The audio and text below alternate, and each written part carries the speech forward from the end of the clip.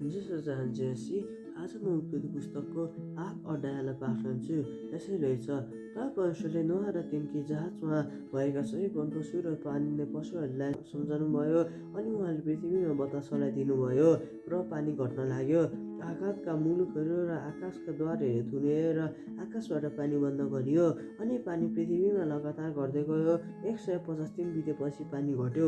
7औं महिनाको 17औं दिनमा जहाज रातका पहाडहरूमा अडियो। 10औं महिनासम्म पानी लगातार घट्दै गयो। 10औं महिनाको पहिलो दिनमा डाँडाहरूका टाकुरा देखा परे।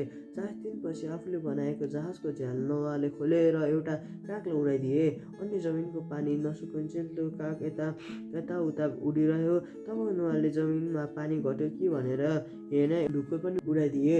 त्यस ढुकुरले आफ्ना खुट्टा टेक्ने ठाउँ नपाएकोले त्यो कहाँ नै जहाजमा फर्क्यो, किनभने पृथ्वीमा अझै पनि पानी थियो। तब तिनले आफ्नो हात पसारेर ढुकुरलाई समाती आफू कहाँ जहाजभित्र ल्याए। अरू 7 दिन पर्खेर तिनले फेरि ढुकुरलाई जहाजबाट उडाइदिए। त्यस ढुकुरले साँझ तिनी कहाँ फर्क्यो।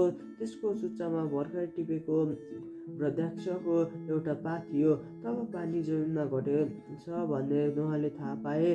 तब तिनले अरू 7 दिन पर्खेर त्यस ढुकुरलाई फेरि उडाइपठाए, तर यसपालि त्यो तिनी कहाँ फर्केर आएन।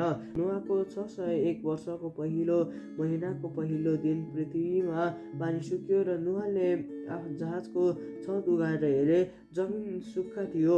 अनि दोस्रो महिनाको 17औं दिनमा जमिन पूर्ण रूपले सुक्यो। तब परमेश्वरले नोआलाई भन्नुभयो, त तेरी पत्नी, तेरा छोराहरू र तेरा बुहारीहरू समेत जहाजबाट निस्की तेरा साथमा भएको हरेक जीवित प्राणी, पशु र पक्षी दुवै र घरसन जन्तुलाई बाहिर निकाल र तिनीहरू पृथ्वीमा प्रशस्त गरी बढुन् र तिनीहरू पृथ्वीमा फल्दै र सङ्ख्यामा वृद्धि हुँदै जाउन्। तब नोआ, तिनका छोराहरू, तिनकी पत्नी तथा बुहारीहरू जहाजबाट निस्केर आए र सबै पशु, घरसन जन्तु, पक्षी र पृथ्वीमा हिँडडुल गर्ने सबै जीव जन्तुहरू पनि तिनीहरूका जात अनुसार जहाजबाट निस्केर आए।